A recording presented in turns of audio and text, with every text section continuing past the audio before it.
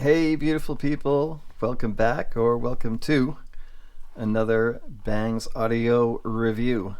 This is your host, Chris Bangs.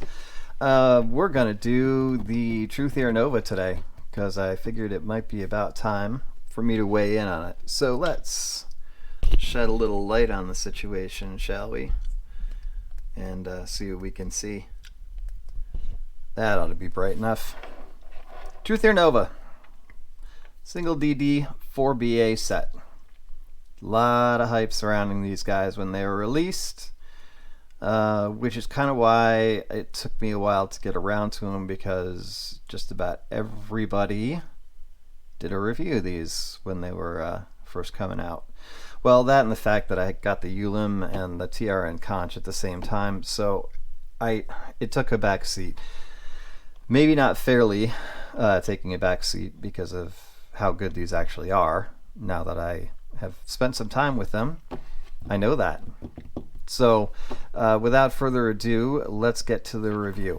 We'll start with what comes in the box. You get the IEMs. You get several sets of tips, including double flange and foam, and your good old straight up normal bore silicone, which actually is what I ended up using on these guys. Seemed to be a good match. Nice not to have to tip roll, but of course I'm always going to tip roll. The cable is a 3.5 millimeter termination. It's a 2-pin, your standard 0.78 2-pin, so it can be swapped, which is important, very important, because I did. Anyway, also this case, which I really like.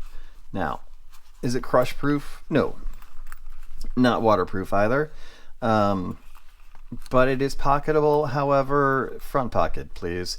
Back pocket could be disastrous for you if you sit on them. It has this great clasp though, so you don't even have to put it in your pocket. You can hang it on your backpack or your bag. You can hang it on your belt loop, which is a really nice sort of innovative design. It's the only style of IEM pouch that I've seen like this. Anyway, pretty good material, nice zipper, no problems. I would say I would give the case a solid B+. Same can't be said for the cable, but we'll get to that. The box, nice presentation. There's the cover. On the back side, we have the specs. Don't have my specs though, so I'm gonna have to try to do my best here. Let's see, here we go. Liquid crystal polymer on the DD 4BAs. We have total harmonic distortion less than 1%. Sensitivity 123 decibels, impedance 14.8 ohms, and then your frequency response range 8 hertz to 40 kilohertz. Functional range obviously 20 to 20, and it is a nice cable in specifications. In practice, maybe not so much.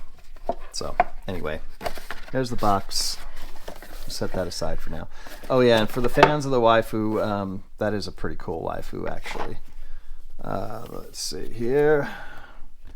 There's all your tips, and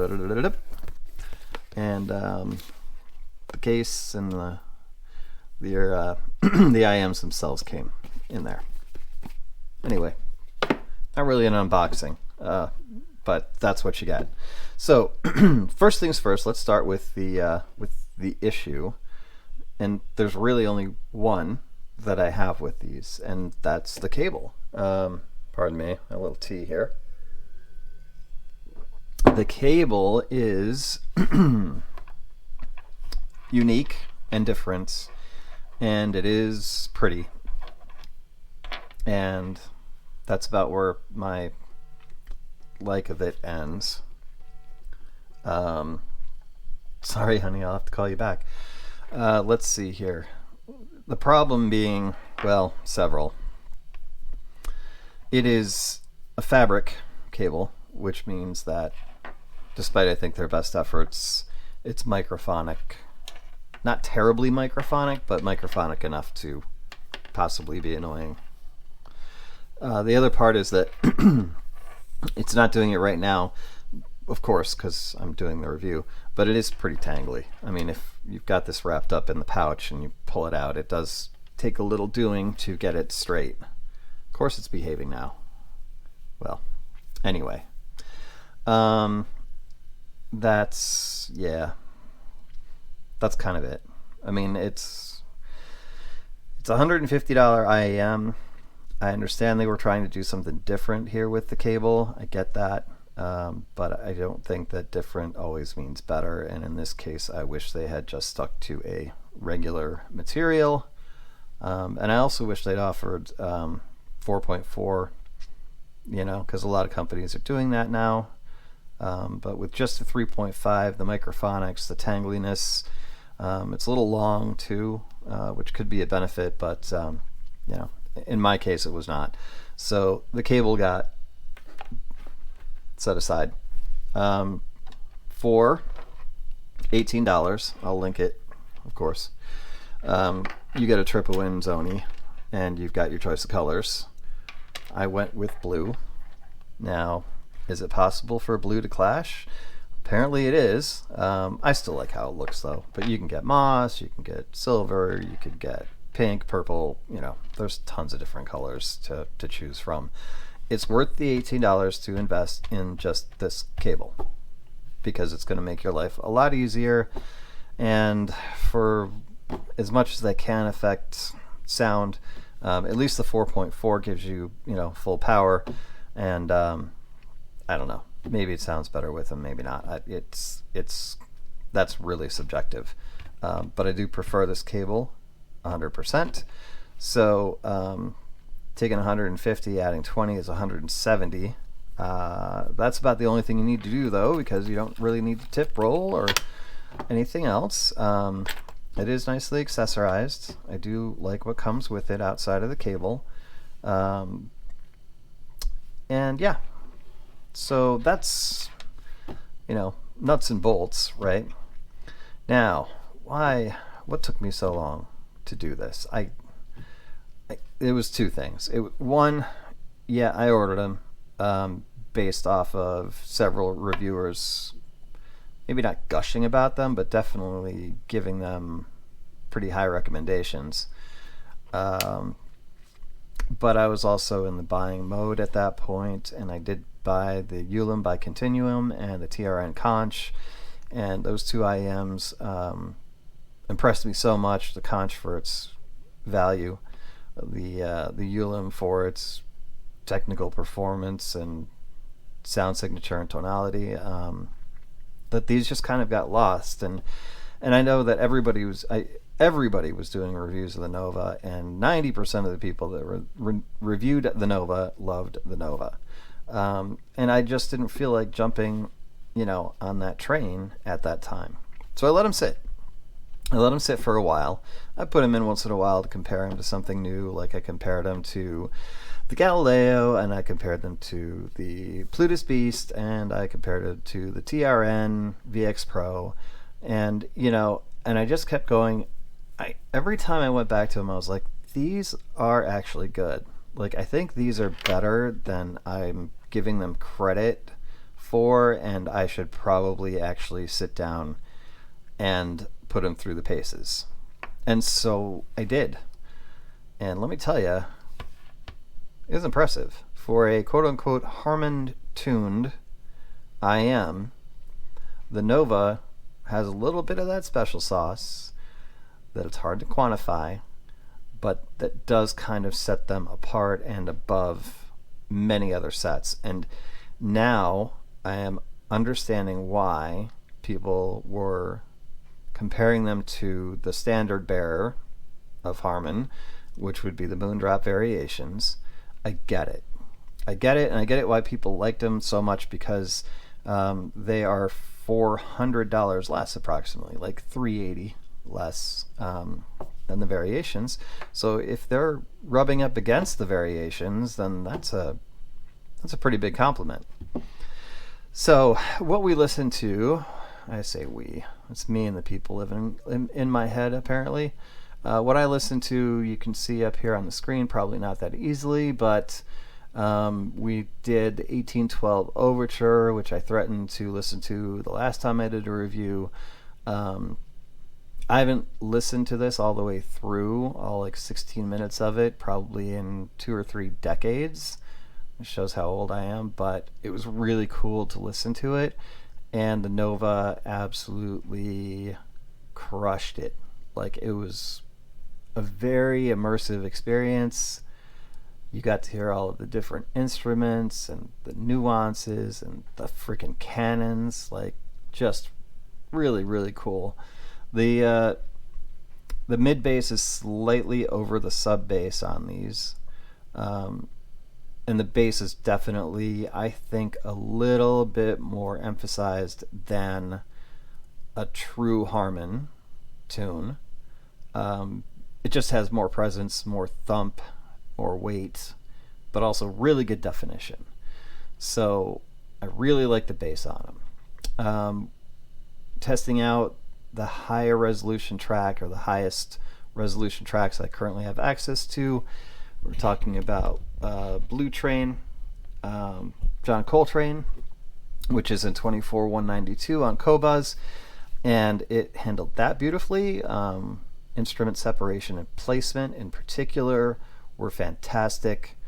You kind of just felt like you were sitting in a jazz club listening to these guys play live, which is a feat. The Nova was able to do that.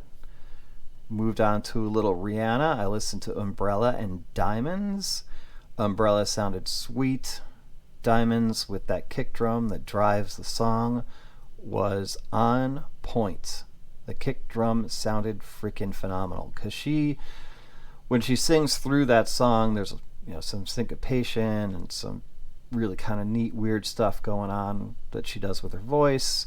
But that kick drum just keeps the song moving, driving along, and it was perfect. It was great. Go to Paint the Town Red. Doja Cat handles the low end beautifully, makes her voice sound crystal clear. That's a really cool song. And then the same can be said for Pink in Try, which is got that mastering where you've got a lot of sort of 3D stuff going on and panning, and it really brought that to a place where I don't know if I've heard it done that well.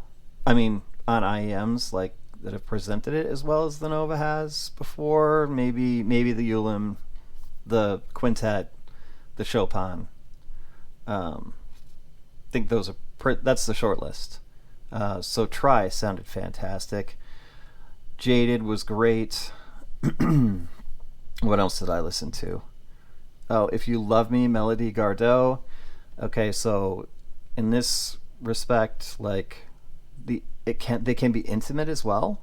So even though the soundstage is fairly wide and has some depth, when the song is supposed to be more intimate, sensual, sensuous, just yeah, she sounded like she was kind of sitting right in front of you and singing right to you, and that's a beautiful thing.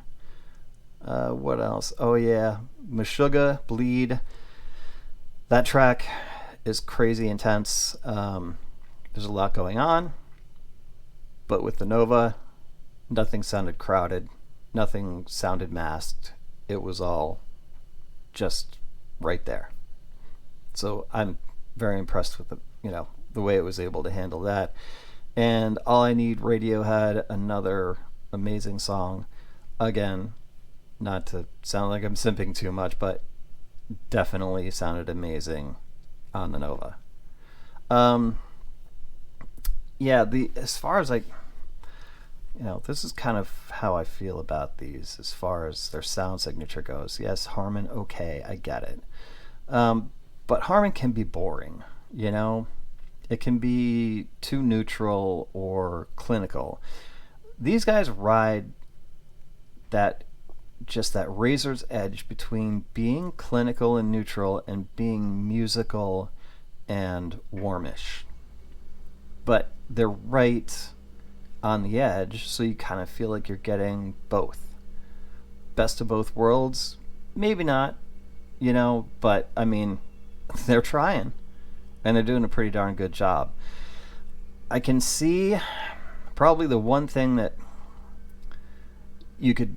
I would imagine, separate these from like the Moondrop Variations, or let's say, well, the Dunu SA6 isn't a Harman tune, but upper echelon IEMs. The one thing that they lack, and I don't think it's through any fault of trying, is they just don't quite have the polish and the finesse in the treble. The treble has energy and extension and micro detail retrieval and, sugar and spice and everything nice, man. But it just lacks the polish. And that's kind of the only thing that I think prevents these from being absolute market breakers. If you want a less expensive version of the Variations, I don't see any reason not to buy these and save your $400. Definitely will recommend these. They are an all-rounder. They handle lots of different music, as you can see from what I tested them with. And I think they're a good value. I mean, I really do. I think 150 is a fair ask. I got them for right around 101 during the 11/11 sale. Don't know how often that's going to happen. That was through AliExpress. Strangely enough, I didn't find these on Hi-Fi Go or Linsol, so they're on Amazon and they're on Shenzhen, and obviously they're on AliExpress. So those are kind of your choices if you want to buy them, at least at this point. Unless I'm a moron, I searched, couldn't find them. So there you go. TRUTHEAR NOVA. Do they live up to the hype? After a lot of consideration and time, my answer is yes. I will give these a highly recommended. And I'm really enjoying them. So that's all for this review, folks. Hope you're well, your friends, your loved ones, your family. Hope everything is going okay for you, if not great for you. And if it's not, it'll get better. For now, nothing but, you know what? Nothing but peace to you. Take care.